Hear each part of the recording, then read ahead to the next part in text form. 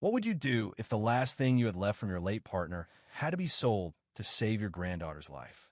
That was the choice George Ramsey, a retired construction worker from the small town of Elmdale, had to make.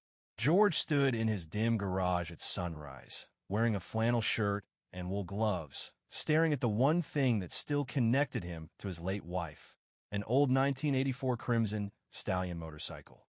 The bike hadn't been out on the road much in years, but every inch of it reminded him of Maria. Her scarf still tied to the handlebars, her old helmet still hanging on the hook, and the burn mark on the fender from their trip to the Rockies. Maria had been gone for nearly 4 years, but the bike was a promise George kept to himself, a vow not to forget the joy they once had on the open road. That morning, though, his 9-year-old granddaughter, Lily, wandered into the garage, rubbing her eyes. "Grandpa, why do you always stare at the bike like that?" she asked. George smiled faintly and answered, "Just keeping an eye on old memories, sweetheart." Lily stepped closer and gently touched the gas tank. "Dad said Grandma used to ride with you. I wish I could have seen that." He knelt beside her and nodded. "Every weekend, rain or shine, for almost 30 years. But things changed later that morning when George's son, Alan, showed up with a folder full of paperwork. The house filled with the tension of hospital bills and test results. Lily had been diagnosed with a rare blood disorder. The treatments were expensive. Insurance wasn't enough. George didn't say much. He just looked out the kitchen window at Lily drawing flowers with sidewalk chalk, her arms shaky, but her smile unshaken. That night, after everyone went to bed, George sat alone in the garage. He reached into one of the bike's saddlebags and pulled out a note Maria had written years ago, folded in half and stained at the corners. Her handwriting brought tears to his eyes. "If you're reading this, it means I'm not around anymore. Don't let this bike hold you back. You know what matters, our family. Let go if you need to. I'll be with you either way. Maria." The next morning, George called Redline Classics, a vintage motorcycle shop 3 towns over. "My name's George Ramsey," he said. "I've got an '84 Stallion I need to sell." He didn't tell anyone, not even Alan. But before he let it go, George rolled the bike out one last time. He rode through Elmdale, past the donut shop where he and Maria used to sit outside with coffee, down winding roads where she'd stretch her arms into the sky and scream with laughter. That final ride was equal parts joy and heartbreak. When he pulled back into the driveway, George ran his hand across the tank one more time. Then he wiped down the bike for over an hour, cleaning chrome that didn't need it, speaking softly to the empty space beside him.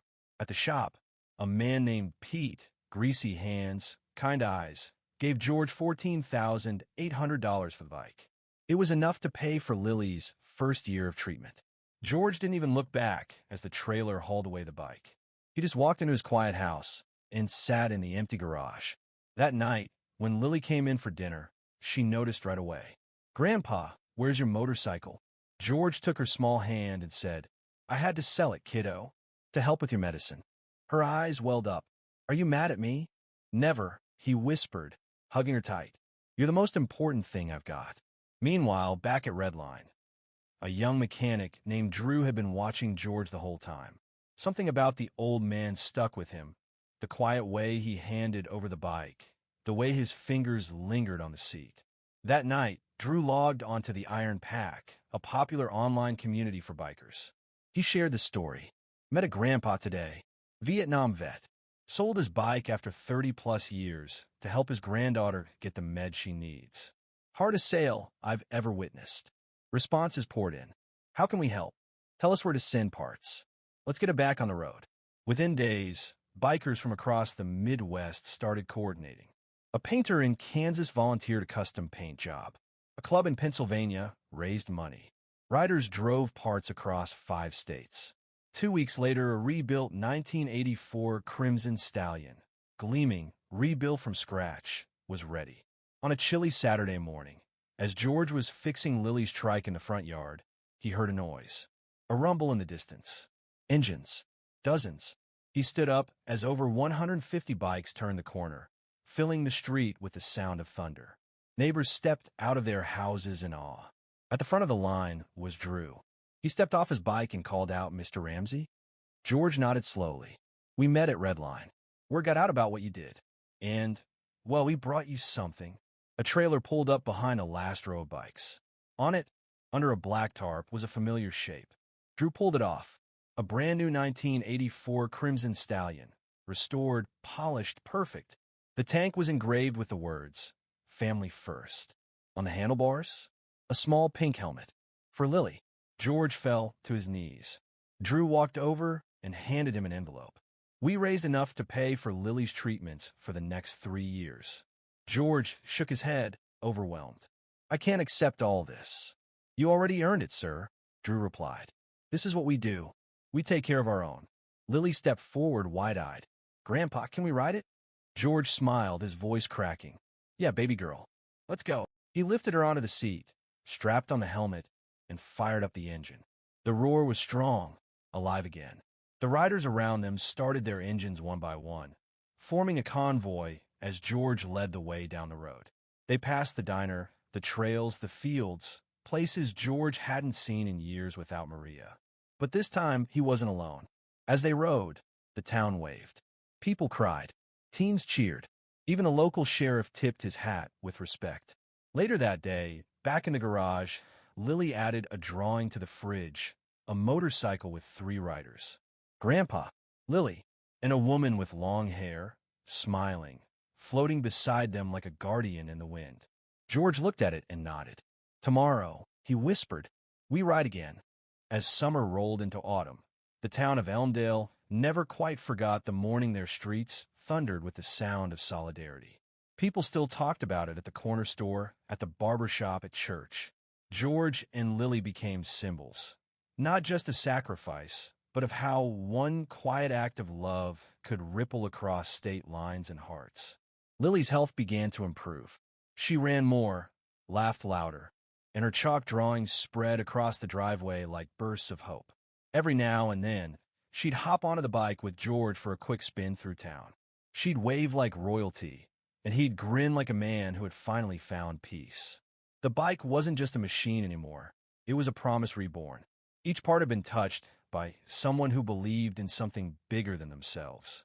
And when George rode, he could feel it, not just the wind, not just the engine, but Maria, in the laughter of his granddaughter, in the sun on his shoulders, and in every headlight that flickered behind him like stars on wheels. Sometimes, strangers would show up at George's door, riders passing through who'd heard the story and wanted to shake his hand. Some brought gifts. Others brought stories of their own. A father who lost his son. A daughter who fixed up her mother's bike in her honor. They all came with one shared truth, that the road heals, and family, by blood or bond, is everything. One evening, as the sun dipped behind the trees, George stood in his garage. Maria's old helmet hung beside Lily's pink one. He placed a fresh photo on the workbench, this one of Lily beaming in front of the bike, her arms raised high like she'd conquered the world. And in a way, she had. He looked around the garage that used to feel like a tomb and now pulsed with life. Tools scattered from weekend tune-ups. A box of motorcycle magazines Lily had started reading. And scribbled on the wall in chalk, "Love rides with us." George traced the words with his finger, a soft smile spreading across his face. The road ahead wasn't promised, but it was open, wide, waiting. And for the first time in years, George Ramsey wasn't riding to remember the past. He was riding to build what came next, with Lily holding tight behind him and Maria forever riding beside. Because the road gives back to those who ride with love. And George wasn't just back in the saddle. He was finally home. As they cruised through the outskirts of town that weekend, fields on either side glowing gold in the afternoon light, George didn't just see farmland and fences. He saw possibility. Every bend in the road felt like an unwritten chapter. Lily tapped his shoulder mid-ride and shouted, "Let's go farther this time." He laughed into the wind. "You read my mind." And so they did. 2 generations on one machine. One carrying memories, the other carrying dreams. The miles stretched on, endless and alive. Because sometimes the most powerful journeys aren't about leaving something behind. They're about discovering what still lies ahead.